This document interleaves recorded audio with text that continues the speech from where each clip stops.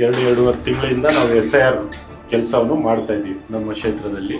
ಇದು ಯಾಕೆ ಮಾಡ್ತಾ ಇದ್ದೀವಿ ಅಂದರೆ ಬರೀ ಜನರ ಓಟು ಅವರ ಅಧಿಕಾರ ಅವ್ರು ಸಿಕ್ಕಲಿ ಅಂತ ಮಾತ್ರ ಅಲ್ಲ.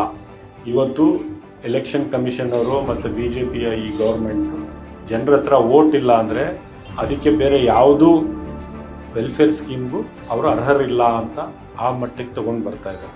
ಅಷ್ಟೇ ಅಲ್ಲ, ನಾಳೆ ಅವ್ರು ಯಾವ ರೀತಿಯ ಕಾನೂನು ಮಾಡ್ತಾ ಇದ್ದಾರೆ ಅಂದರೆ ಸಿಟಿಸನ್ನೇ ಇಲ್ಲ ಥರ ತಗೊಂಡು ಬರ್ತಾರೆ.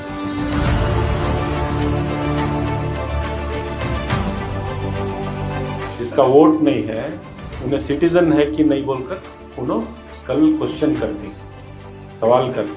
तो इसलिए लोगों की आज जो हालत है इसको समझ कर हमें सब हर एक आदमी का वोट लिस्ट में रहना, इसके लिए मेहनत कर रहे हैं. ಸೊ ನಾವು ನಿಜವಾಗ್ಲೂ ಅದು ಆಬ್ಸೆಂಟ್ ಇದ್ದಾರಾ, ಶಿಫ್ಟ್ ಇದ್ದಾರಾ, ಡೆತ್ ಆಗಿದೆಯಾ ಅಂತ ನಾವು ಒಂದ್ಸತಿ ಕ್ರಾಸ್ ಚೆಕ್ ಮಾಡಿಸ್ತೀವಿ.